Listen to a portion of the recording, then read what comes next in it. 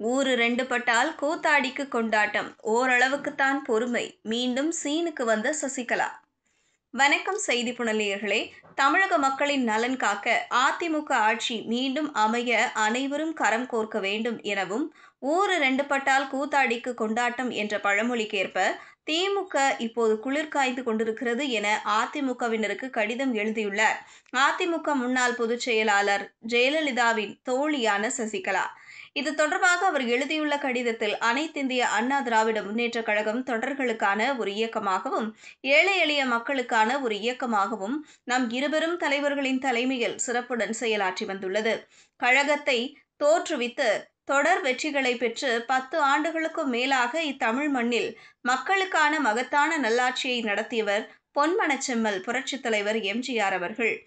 புரட்சித் தலைவரின் மறைவிற்கு பிறகு மாற்றார் பலரும் இனி அனைத்திந்திய அண்ணா திராவிட முன்னேற்றக் கழகம் என்னும் இயக்கமே இருக்காது, அது சிதறுண்டு விடும் என கனவு கண்டு கொண்டிருந்த நேரத்தில், இதோ தாயாக நான் இருக்கிறேன், கழகத்தையும் தொண்டர்களையும் தமிழக மக்களையும் காப்பேன் என சூளுரைத்து துரோகிகளின் விரோதிகளின் சதிச் செயல்களையெல்லாம் துணிச்சலுடன் முறியடித்து சுமார் 35 ஆண்டுகளாக கழகத்தை கட்டி காப்பாற்றி சேதாரமின்றி வளர்த்தெடுத்து தமிழ்நாட்டின் முதலமைச்சர் பொறுப்பை ஏற்று அனைத்து தரப்பு மக்களின் ஏகோபித்த பாராட்டை பெற்று நல்லதொரு ஆட்சியை வழங்கியவர் நம் இதய தெய்வம் மாண்புமிகு புரட்சித் தலைவி அம்மா அவர்கள்.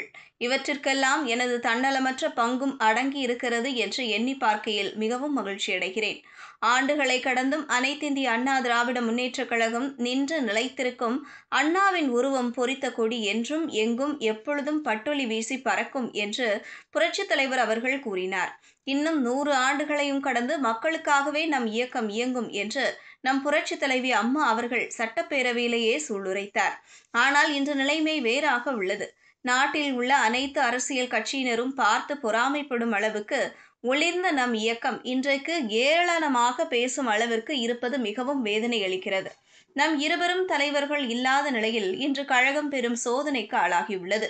புரட்சித் தலைவர் மற்றும் புரட்சித் தலைவி அம்மா ஆகியோரால் அடையாளம் காட்டப்பட்ட அவர்கள் இருவரது வழியிலும் நடை போட்ட நம்மில் சிலர் பிரிந்து கிடக்கிறோம்.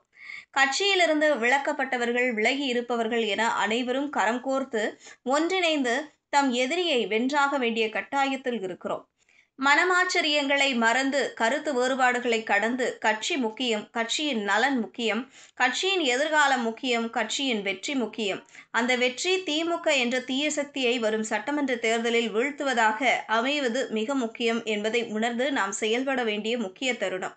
அனைவரது விருப்பத்திற்கேற்ப ஒன்றுபட்ட வலிமை மிக்க அனைத்திந்திய அண்ணா திராவிட முன்னேற்றக் கழகம் என்ற அசுர பலத்துடன் வருகின்ற 2026 சட்டமன்ற தேர்தலை நாம் எதிர்கொண்டால் வெற்றி நிச்சயம். மீண்டும் கழக ஆட்சி அமைவது உறுதி. எனவே கட்சியில் உள்ள முன்னோடிகள் முதல் கடைக்கோடி தொண்டர்கள் வரை ஒவ்வொருவரும் சிந்தியுங்கள். வெற்றிக்கான பாதையில் பயணிப்போம் என கூறியுள்ளார். இதுபோன்ற செய்திகளை தெரிந்து கொள்ள செய்தி புனலுடன் இணைந்திடுங்கள்.